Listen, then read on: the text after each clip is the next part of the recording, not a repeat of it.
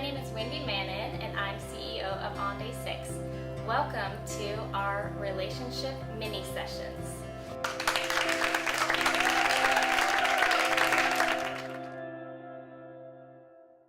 Okay, so for a married person or in a serious relationship who's approached by singles, what advice would you have for those of us who are like on the outside and singles are coming to us like, I really like so-and-so, and they like pursue them and all this stuff, and like I constantly see again and again like young women going after like the men and then never knowing what the feelings are, like what's reciprocated.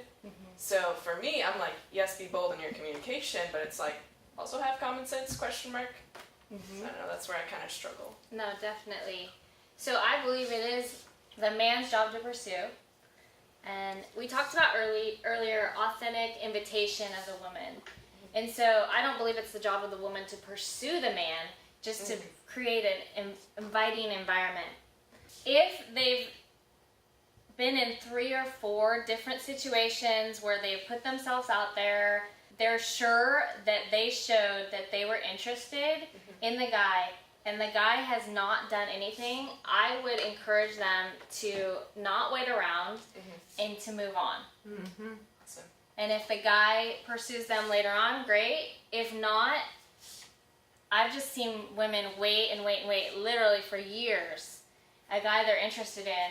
And I think that the core belief there for the woman is that it's easier for them to meet someone, and that God has options for them, and there's great guys out there, and that they're not going to just miss it on this one great guy, because that's the type of thinking that pigeonholes women, and they stay waiting and waiting and waiting, and the next thing you know, the guy's off dating someone else and getting married to them, and there's a lot of heartbreak within that. And so yeah, we want to make sure that there's invitation, and the girls can have one of their friends look, or you can be in a situation with them and tell them honestly if you think that the guy would even know they're interested in. I tell people to take like their wing woman. And sometimes women come off as the ice queen and they think that they're being inviting. Right. And so we want to make sure that what we're projecting out is what we want to project out. And that takes feedback sometimes from those that love us. So does that answer your question? Definitely. Okay. All right. Justin, did you have a question? Yeah, so, you know, I'm a married man, and so I'm kind of like, I've gone through the stages like you're talking about, engagement, got married, and it's been a couple years now. So looking back, you know, I still have a lot of friends who are still single and still kind of in the game, so to speak. What's the best way that I can like support them? Right, definitely.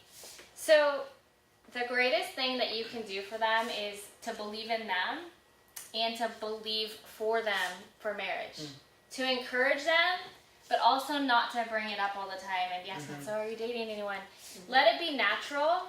And then I think, especially as people begin to age and they're still single and people begin to have families, and I know you guys have a child, continue to include those single people in your family gatherings. Let them be a part of the family.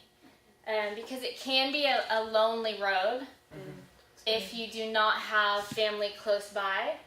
So also, it's important to bring them in as far as like input, like the areas that they carry a strength in, get input from them.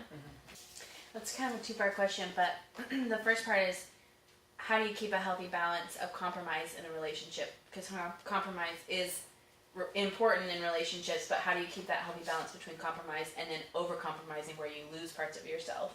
And then if that is happening, what are some tips and tricks to recognize that and then making some changes to moving out of that? Right. So this is where identity in Christ is really important. So knowing who you are, knowing the core values that you live by, knowing those things that are deal breakers for you, and then those things that are not. If you begin to move into a place where you're compromising on a core value, that is for sure a big red flag that you are losing yourself in that relationship. If you are always trying to please that person, like how can I make them happy? Like it feels like you're spinning your wheels a bit. I believe that that's a sign of losing yourself in a relationship. Now, there's nothing wrong with wanting to like serve, like I serve my husband, I love my husband, I want to make him happy, but when I'm trying to do that and kind of like in a, like not feeling at peace about it, like how do I make him happy so he stays type of thing, especially when you're dating, how do I make them happy so that they stay with me? That means there's something off.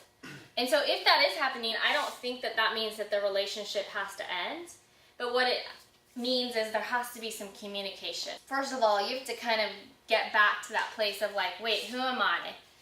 What's important to me? Where's my value? My value isn't coming from that person. My value is coming from God. And then from that place, if there needs to be communication, if like a line was crossed or a boundary was crossed that you did not want, there has to be communication about that.